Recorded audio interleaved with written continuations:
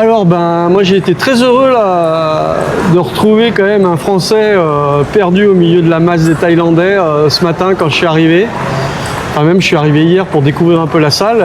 Donc Stéphane Baron, un ancien joueur de Rhône-Alpes voilà, qui vit en Thaïlande. Et moi ça m'a fait plaisir de voir un visage un peu connu. Et c'est cool, du coup peut-être que tout le monde ne te connaît pas. C'était quoi ton parcours quand tu étais en France, là au ping un peu? Qu'est-ce que tu peux nous dire? Alors avant de parler de mon parcours, déjà, Stéphane, salut. Très content de retrouver un Français aussi en Asie, à l'autre bout de la France, enfin à l'autre bout du monde. Et c'est vrai que je te connaissais bien de nom. Je pense qu'on n'a jamais eu l'occasion. Je crois pas qu'on se soit joué avant. Il me semble pas. Même le fait de discuter, on se connaissait de nom, mais sans se connaître vraiment. Donc le fait de te voir ici inscrit dans le même tournoi, c'est un côté extrêmement cool, sympa. C'est Extrêmement cool. sympa. Mon parcours, moi, il remonte un petit peu. Donc j'ai été numéro avant. 234, c'est mon meilleur classement, mais comme je te disais tout à l'heure, à l'époque, des 21 points, des 5 services, du 38 mm, des services cachés. Donc je commence à être un vieux maintenant, on va dire. Je compatis. Voilà. Et sinon, mon parcours, c'est surtout en tant qu'entraîneur, puisque j'ai passé une grosse partie de ma vie à être éducateur à temps plein. Donc j'ai passé mon BE à Voiron. On en parlait aussi à l'époque, c'était Bernard Bouzic, le directeur du Krebs de Voiron. J'avais donc en professeur, il y avait Laurent Louvel et puis plein d'intervenants. Donc ça remonte, on parle de 1996 ou quelque chose comme ça. Et tu t'es entraîné quel club, combien de temps? Tu as des joueurs comme ça que tu as formés, que tu te souviens? Alors moi, déjà le ping, j'ai commencé à la Lyon 8e. Mais là-bas, j'étais entraîneur débutant, bénévole, on va dire. Et ensuite, mon premier contrat d'entraîneur professionnel, c'était au club de Champagne au Mont d'Or. Je ne sais plus exactement, mais je lui restais quand même assez longtemps. Denartigue. Ça, c'est la Croix-Rousse, ça. Loïc Denartigue. C'est la Croix-Rousse. Okay. Ah non, mais peut-être qu'il a joué à Champagne avant que j'arrive. Avant que j'arrive, donc je jouais, j'étais entraîneur là-bas pendant 5-6 ans, ou 6-7 ans. Si on parle du côté joueur, à l'époque, on avait une belle équipe avec Bruno Maurice, Philippe Elmar. Je ne sais pas si tu te rappelles quelqu'un qui s'appelait Yulia Koksis. Bien sûr, oh là là, Koksis. 15, il était classé 15. Il était 15, un Hongrois. Horrible à jouer, oh là là. Avec un anti-top et tout, et qui paye vraiment pas de mine. Et voilà, on jouait ensemble, quelqu'un de très gentil. Donc je disais Philippe Elmar, Adrien Capelli. Philippe Elmar aussi, super gentil, au top. Et puis après, les années d'après, je jouais avec les frères Farah, Jean-François Baudonnet, la Croix-Rousse, Jérémy Vérinck. On a joué très longtemps ensemble. On est encore en contact de J'ai vu jouer à Villefranche l'autre fois là, contre Vabican. D'accord, ok. Parce que mon club officiel c'est toujours Villefranche. Villefranche-sur-Saône. T'as toujours une licence en France là actuellement? Alors j'en ai pris une en début d'année parce qu'en septembre on était en France, on rentre en France comme temps en temps et j'ai voulu en fait mon gamin faisait des tournois donc j'en ai pris pour faire le tournoi. Ça m'a pas bien réussi parce que j'ai fait 2 contre. Voilà donc mais cette année licencié à Villefranche même si j'ai fait aucun match par équipe. Voilà donc la carrière d'entraîneur c'était essentiellement à Champagne. Et après, j'ai été entraîneur itinérant dans le Rhône sur plusieurs clubs. Je tournais sur plein de clubs différents. Il y a eu 2 étapes, on va dire. La première partie où j'étais joueur-entraîneur. Il y a une partie où je suis parti à l'étranger déjà à l'époque où je me suis expatrié en Tunisie quelques années. D'accord, cool. Et où c'est que tu étais en Tunisie, tiens? À Tunis même. À Tunis même, d'accord, parce que je suis parti aussi en Tunisie, je fais connaissance de Razi, de Monastir, du club de Touza, vers Monastir. Je me suis un peu entraîné au ping là-bas, mais ça correspond à 5-6 ans d'arrêt de ping pour moi, la Tunisie. Et après, j'avais commencé à bifurquer sur l'Asie. Il y a eu 2 périodes en Asie. Et donc, après ma première partie en Asie, je suis rentré en France et je suis redevenu éducateur. Et d'ailleurs, ça me fait passer un clin d'œil à Christian Vignal qui m'a beaucoup aidé parce que je rentre en Asie, j'avais plus de boulot et il m'a aidé à trouver des clubs tout de suite. Ça a été super rapide et donc j'étais de nouveau éducateur à temps plein aussi bien sur les écoles que sur les clubs, sur tous les niveaux de débutants à compétiteurs. Donc ça c'est sympa. Voilà, en tout cas, j'oublie pas. Un petit coucou à Christian d'ailleurs, là, que j'ai revu de temps en temps, là, un mec que j'apprécie, qui est cool. Ouais, voilà. Avec son fils aussi qui joue bien. Ouais, tout à fait. Donc voilà pour la partie éducateur. Et du coup, en tant que joueur, ton meilleur classement 234, ouais. 234. Ouais. Sur licence, tu sais, à l'époque on regardait les mensuels ou sur licence. Avec un jeu, il me semble, de souvenirs comme ça, un jeu service long, très pénible en contre. Ouais, j'ai plutôt un jeu d'initiative, un jeu d'ancien, un jeu de vieux, on va dire. Même quand j'étais jeune, j'avais un jeu de vieux déjà. Mais ouais, pas un jeu très classique, très technique, on va dire, ni très physique d'ailleurs. Ouais, et donc en Thaïlande, là, depuis combien de temps là, tu es là? Et donc ça fait 2 ans qu'on est en Thaïlande. En fait, pour la petite histoire, moi, mon épouse, elle est philippine. Il y a quelques années, elle a quitté sa famille, elle a quitté son pays, l'Asie, pour venir vivre en France avec moi. On a fondé une famille, on a 2 enfants. Et à un moment, on s'est dit, ça serait peut-être bien d'inverser un petit peu les rôles, que nos enfants puissent connaître sa famille, connaître un peu sa culture. Donc il y a 3 ans, on a quitté la France et on a été sur les Philippines dans un premier temps, pendant 1 an. Donc c'était très sympa. Mais après, on s'est dit, on avait envie d'autre chose.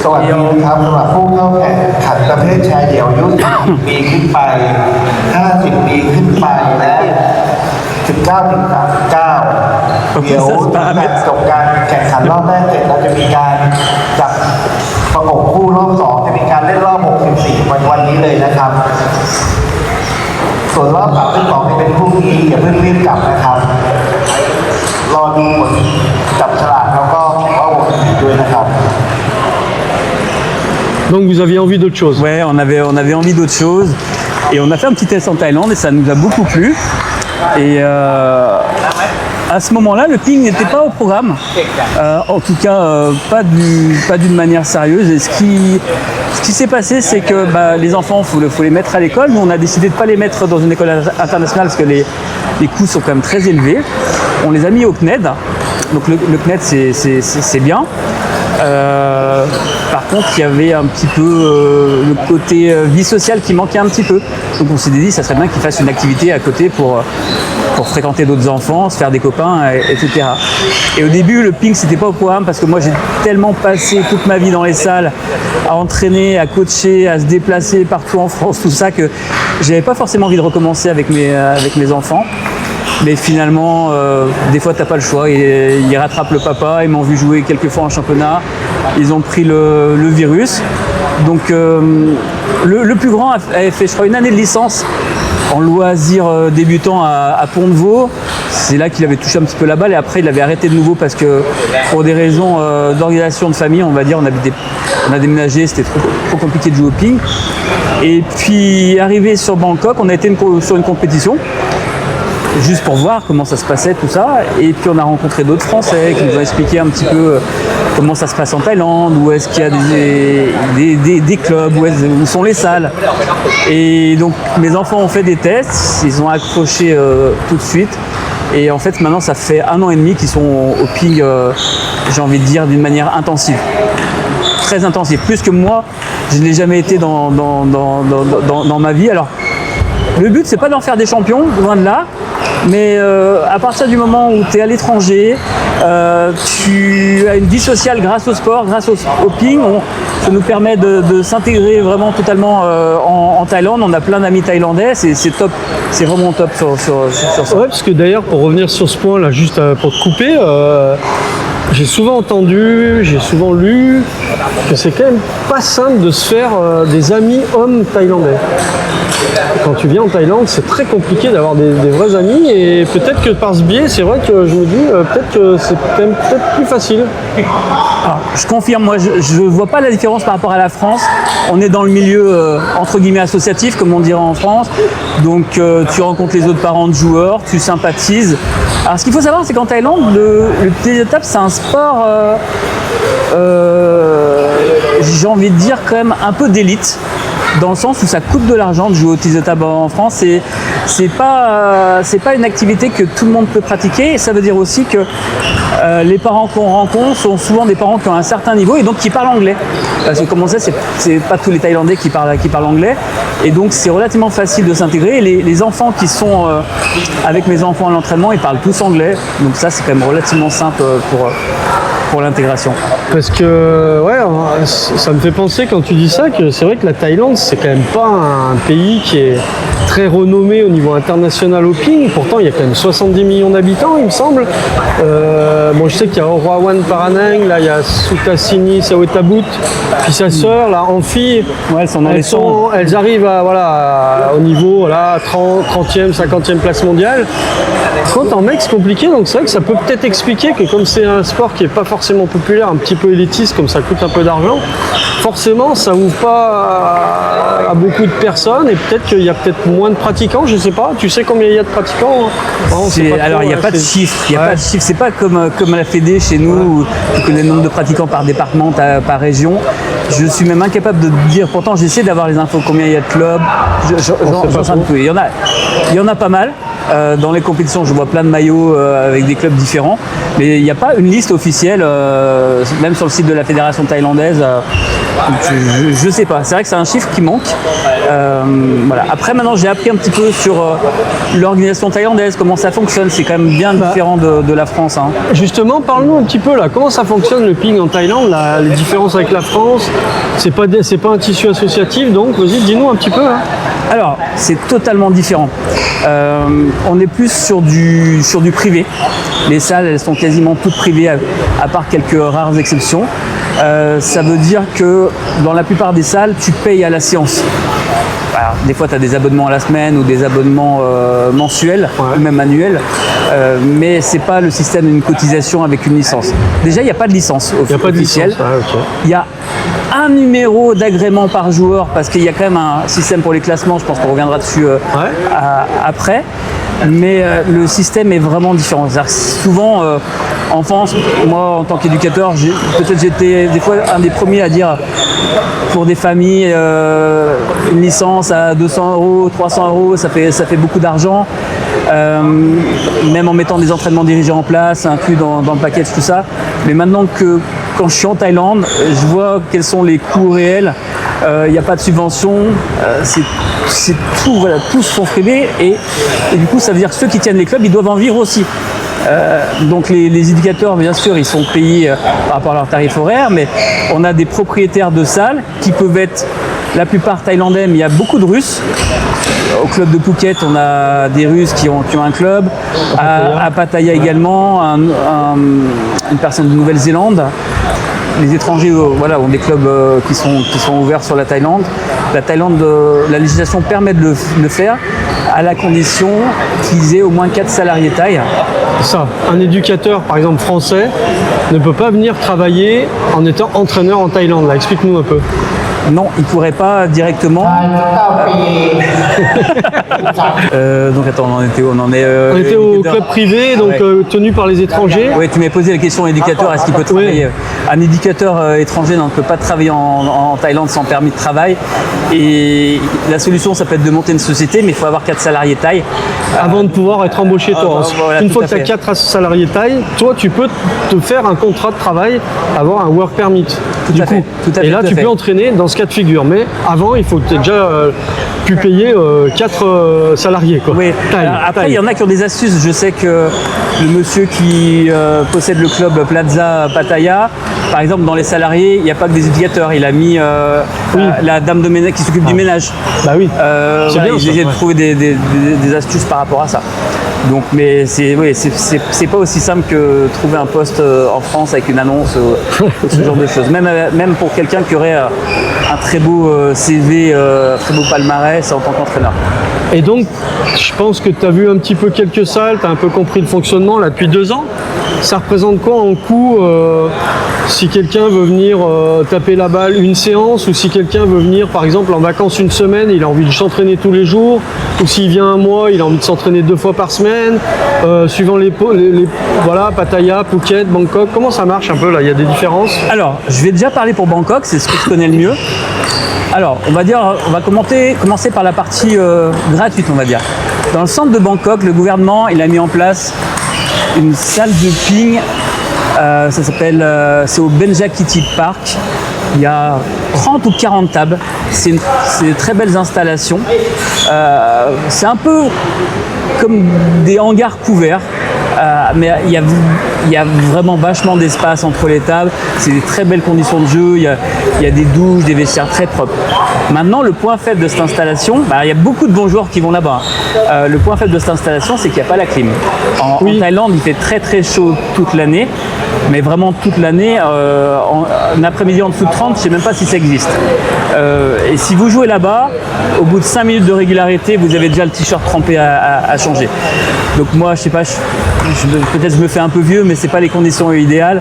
J'y suis allé 1 ou 2 fois avec mes enfants, mais c'est pas simple, mais ça reste comme une belle installation.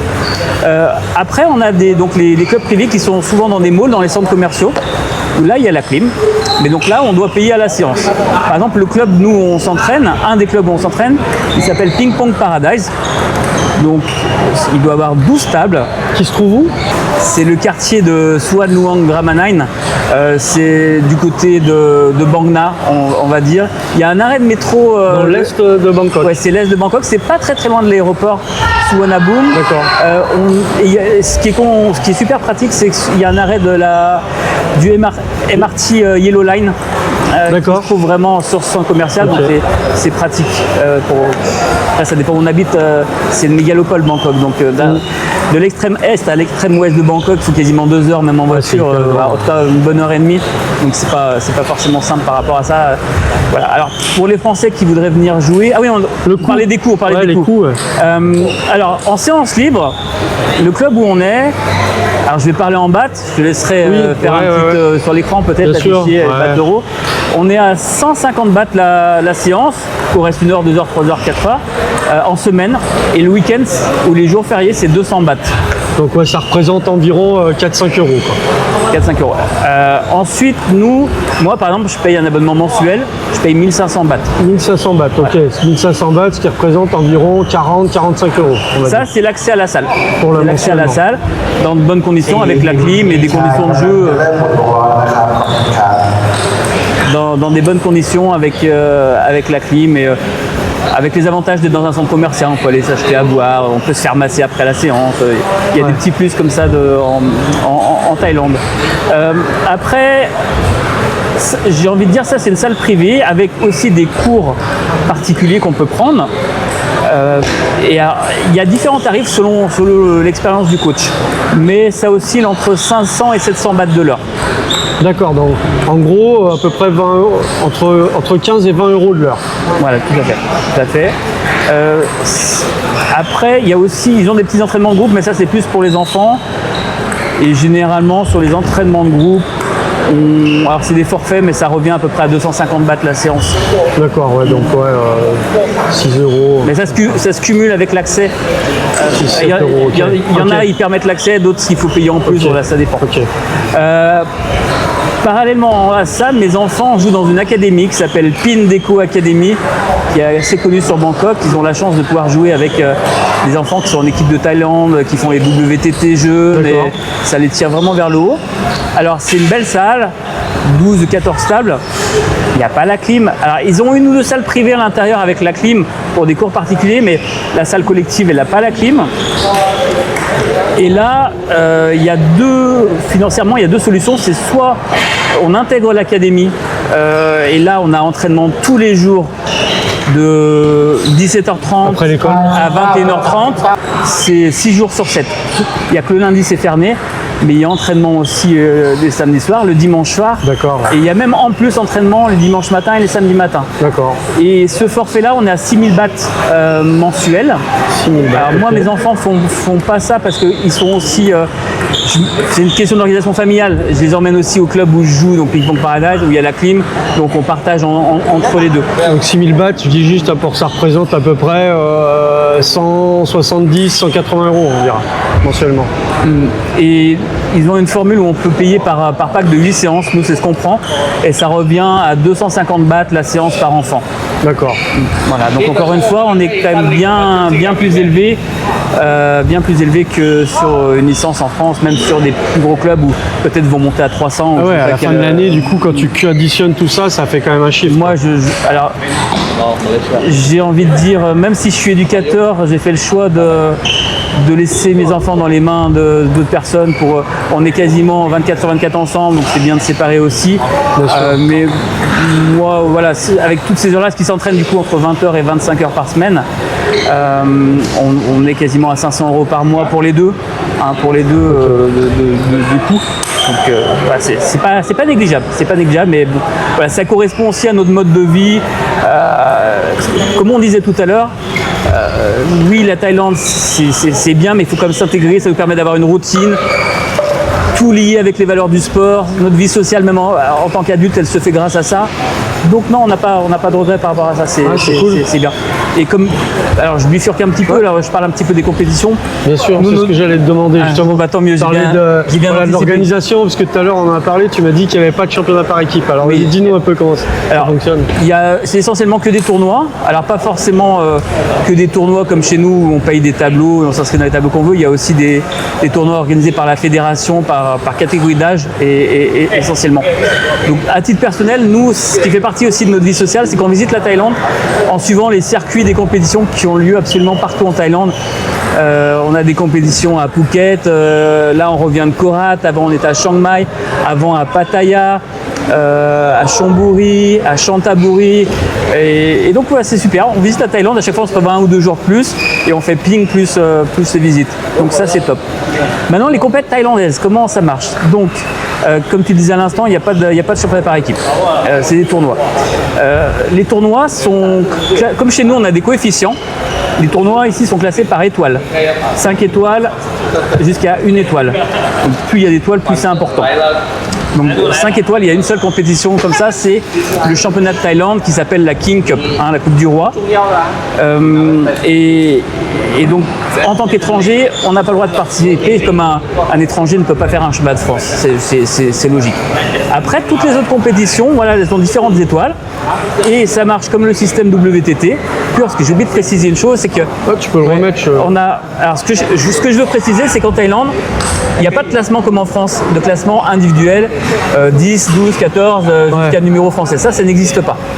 Donc il y a un classement qui permet de comparer toutes les catégories d'âge. Finalement, voilà, un 10, à part ici en progression, mais un 10 minime ou un 10 de 70 ans, vétéran 3 ou 4, voilà, ça reflète un niveau. Et ils ne peuvent pas se rencontrer. Alors, en France, si. Mais en Thaïlande? Oui, en Thaïlande, non. Pourquoi? Parce que les compétitions sont par catégorie d'âge. Ouais. Donc, le système international, U11, U13, U15, mais comme il n'y a pas de classement, il n'y aura pas de limite de niveau. Donc, on n'a pas non plus des compétitions pour les débutants ou pour les élites. Ça veut dire que les étrangers, nous, on peut faire ces compétitions-là. Par contre, au début, on n'a pas de points parce qu'il y a quand même un classement par catégorie d'âge. Il y a un classement thaïlandais, mais qui n'inclut pas les étrangers. Qui inclut les étrangers. Okay. Donc, tu as le classement des benjamins, le classement des minimes, le classement des cadets, qui change à peu près tous les mois en fonction des points qui sont rapportés dans les compétitions. Comme je te disais, en fonction des étoiles des compétitions. Donc, juste comme ça, je t'arrête. Donc, par exemple, moi, là, j'ai joué une seule fois, là. Si je gagne des points, je vais rentrer dans ce classement que je connais pas. Sauf qu'on n'est pas sur une compétition homologuée, là. Ah, ok. Si c'était une compétition homologuée, ça serait comme ça. Voilà, on est sur le tournoi international Butterfly, qui est une belle compétition connue, mais qui ne fait pas partie du système des points thaïlandais. À titre d'exemple, ce que je t'expliquais hier, il n'y a aucun lien entre toutes les catégories. C'est-à-dire que, par exemple, moi je joue dans les catégories vétérans, 40 ans et 50 ans. Je peux très bien avoir un classement en 40 ans parce que j'ai fait certains résultats dans des compètes de 40 ans et un autre classement Ouais. Et un autre classement en 50 ans, parce que je fais d'autres compétitions, il n'y a pas de lien. Limite, quelqu'un qui privilégierait la catégorie 40 ans pourrait être, par exemple, classé 20e de Thaïlande en 40 ans et 60e de Thaïlande en 50 ans. S'il a 52 ans, enfin, c'est possible, en fonction du nombre de compètes qu'il fait dans une ou dans une certaine catégorie. Moi, à titre d'exemple, je vais parler pour mes enfants et pour moi. Nous, on a démarré, on a 2-3 compètes, 3-4 compètes derrière nous. Là, je suis à peu près, moi, en plus de 50 sur 35e de Thaïlande, en ayant démarré. En 40 ans, je suis à peu près 100e. Et en toute catégorie, je suis à peu près 200e. D'accord. 200e. Et les enfants, j'ai mon fils Kai qui est à peu près 50e en Benjamin. Et mon fils Noël, je vais dire une bêtise, il n'est pas là, il va me corriger quand il regardera la vidéo. Mais je crois quelque chose comme 70e en U13. Les compétitions homologuées, surtout les 4 étoiles et les 3 étoiles, comme je disais tout à l'heure, tu marques les points en fonction d'où tu vas arriver dans la compétition. Tu vas arriver en 8e, en 16e, en quart, ainsi de suite. Mais tu as aussi un bonus de participation. Par exemple, c'est une compétition 4 étoiles. Si tu participes, même si tu perds au premier tour, tu vas marquer 30 points. Donc, il privilégie le fait de dire plus tu participes à des compétitions, plus tu vas quand même monter dans le classement. Donc, il y a un côté qui permet de, même si tu n'as pas de bons résultats au début, ça permet d'avancer. Après, ce que je veux préciser aussi, ce qui est difficile au départ, comme on est mélangé avec les tout meilleurs joueurs, c'est à chaque fois comme si c'était des chemins de France, à chaque fois qu'ils recommencent plusieurs fois en fait. Et donc ça veut dire qu'au début quand tu n'as pas de points, c'est possible de te retrouver dans des poules de 3 qualifiés avec une star thaïlandaise et puis voilà, tu fais tes poules et tu rentres chez toi parce que c'est terminé, parce que tu as joué des très forts. Puis le tirage au sort il est intégral, tu me disais à chaque fois là. Alors cette compétition là oui. Sur les compétitions thaïlandaises, ils tiennent compte des têtes de série. Ah quand même, ok. Souvent tu as 8 ou 16 têtes de série qui font pas les poules. Mais après tu as les autres en poule, mais en poule, même si tu tapes le numéro 17 de Thaïlande, quelle que soit la catégorie, quand tu démarres en Thaïlande, c'est pas forcément simple. Donc il faut grappiller des points pour prendre quelques places et avoir des poules de plus en plus faciles. On va commencer à avancer sur ça. Voilà. Ok, super. Et qu'est-ce que tu conseillerais là, à un Français qui vient, alors pas s'installer en Thaïlande, mais qui vient en tourisme comme ça, comment il faut qu'il procède pour trouver, parce que c'est vrai que moi j'ai cherché au début, c'est pas simple. Qu'est-ce que tu lui dirais? Comment il fait pour trouver où ça se passe, où il peut jouer Moi, le plus simple pour moi, ça serait d'aller sur Facebook. La plupart des clubs en fait ont une page Facebook. Par exemple, Ping Pong Paradise, il y a une page. D'accord. On peut trouver, donc on voit les horaires, on voit l'adresse. On peut aussi envoyer des messages. Il y a des groupes aussi. Il y a TT Plaza, en tapant TT Plaza à Pattaya. Ça c'est à Pattaya. À Pattaya, il y a 2 clubs. À Phuket, il y a plusieurs clubs aussi. Mais rien que sur Bangkok, il y a au moins, je sais pas, au moins 40 clubs. Ah ouais, c'est incroyable. Il y a beaucoup de clubs. Donc voilà, sur Google, sur Facebook, on arrive à trouver ça. On a des groupes sur Facebook aussi, par exemple Bangkok Ponger. Il y a Ping Pong Thaïlande aussi que j'ai trouvé. Voilà, on peut poser des questions, dire voilà, je viens jouer, je serai de telle date à telle date dans tel quartier, vous me conseillez de venir jouer où, selon les critères, selon le niveau. Oui, Facebook c'est ce qui me paraît le plus facile. En tout cas, nous, c'est comme ça qu'on a démarré. Il y a beaucoup de compatriotes qu'on croise qui sont de passage parce qu'ils sont en vacances à Thaïlande et il y a beaucoup de Français qui qui passent par là. Et comme moi, voilà. Comme toi, exactement. C'est cool, ok. Bah écoute, tu penses rester longtemps en Thaïlande là? Je sais pas trop. On est là d'une manière totalement indéfinie parce que on adore notre vie ici, on a trouvé notre équilibre. Après, on rentre quand même régulièrement en France. On va pas dire que notre vie est partagée entre la France et la Thaïlande, mais il y a quand même la famille, il y a des choses à gérer des fois. Donc on est quand même régulièrement en France. Mais en tout cas, la majorité de notre vie ici, on y est bien pour l'instant. Donc affaire à suivre. C'est cool. Voilà. La Thaïlande, ça fait la 5e fois que je viens là. C'est un pays magnifique. Les gens sont gentils, il y a du respect. c'est sécure. Ce que tu viens de dire, je le souligne. C'est vraiment incroyable, quoi. C'est même surprenant. En tant que parent, on est content de voir nos enfants grandir dans ce pays-là avec la valeur du respect qui est omniprésente de partout au quotidien. Et voilà, je ne vais pas faire de polémique avec la France, mais ceux qui nous regardent savent de quoi je veux parler. Ouais, c'est incroyable. Hein. Enfin, moi, je sais que je laisserais facilement mon gamin de 12 ans prendre le métro, se balader dans Bangkok, par exemple. Alors qu'à Paris, jamais je laisserais mon gamin de 12 ans se balader et prendre le métro et tout, quoi. Nous, c'est le cas. Ils ont 9 et 12 ans, ils prennent le métro pour aller au ping. Et on n'a pas de stress. Alors, on demande de faire un petit message pour dire qu'ils sont bien arrivés, mais on n'a pas de stress par rapport à ça. C'est vrai que c'est assez fantastique. Ok. Bah, super. Merci en tout cas de ta petite expérience là pour parler un petit peu. Je pense que ça va intéresser beaucoup de monde. Puis il y a beaucoup de monde de Rhône-Alpes qui te connaissent, qui vont être aussi contents, je pense, de te voir. Et si jamais il y a des pongistes Rhône-Alpes ou autres qui veulent venir en Thaïlande et faire des compètes parce qu'ils auront des grandes vacances ou ils veulent découvrir les compètes thaïlandaises.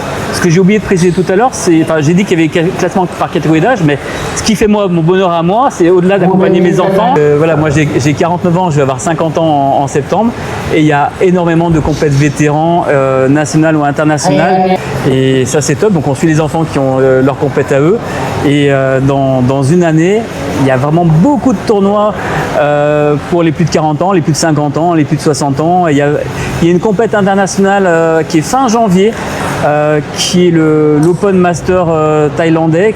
Cette compète, elle est fin janvier, elle se déroule à Bangkok, elle dure une semaine, par catégorie d'âge, donc il y a 40 ans, 50 ans, 60 ans. Et sur une semaine, il y a d'abord la partie par équipe et après la partie individuelle. Donc voilà, s'il y a des Français qui ont envie de goûter à des compètes ici, qui me contactent. Alors comment on te contacte? Comment on me contacte? C'est une bonne question. Alors peut-être moi pas par Facebook, mais éventuellement je peux laisser mon WhatsApp ou affaire à solution. J'en profite. Et sinon, donc du coup, tu as une boîte un peu là, que tu fais fonctionner là. Dis-nous un petit peu, si tu peux faire un petit peu de pub là pour. Tu vends des t-shirts, tu vends Moi, je suis le créateur et le fondateur de la société Canoa qui distribue la marque TechniRespire que pas mal de clubs français connaissent. Alors, j'ai pas précisé tout à l'heure, mais c'est aussi une des raisons pour laquelle je suis en Asie. On travaille beaucoup avec la Chine, les ateliers de confection. Donc le fait d'être sur Bangkok me permet de suivre les commandes et je suis régulièrement en Chine. Vous pouvez consulter le site technirespireping.com. Ouais, je le mettrai en description, je mettrai le lien. Voilà, on fait des maillots spécialisés pour le ping, sublimés entièrement sur mesure avec design unique. Donc voilà, ça c'est notre spécialité. Ça fait 10 ans qu'on existe maintenant et ça se passe plutôt bien de ce côté-là. On grandit d'année en année. Donc déjà un petit clin d'œil à tous les clients TechniRespire. Et puis un autre clin d'œil à tous ceux qui me connaissent, que j'ai pas vu depuis longtemps, au plaisir de vous voir peut-être en Thaïlande. Voilà. Ok, super. Merci Stéphane pour ce partage. Et merci à toi. Écoute, là on va aller jouer. Je pense qu'on a tous les deux un match là d'ici 20 minutes. C'est cool. Et puis écoute, moi je manquerai pas de te contacter la prochaine fois que je viens en Thaïlande parce que je repars demain direction la France. Avec un grand plaisir. On a passé un bon moment là. Écoute, je pense qu'on va aller se faire un petit repas après. C'est cool. Merci. Bye bye. Au revoir tout le monde.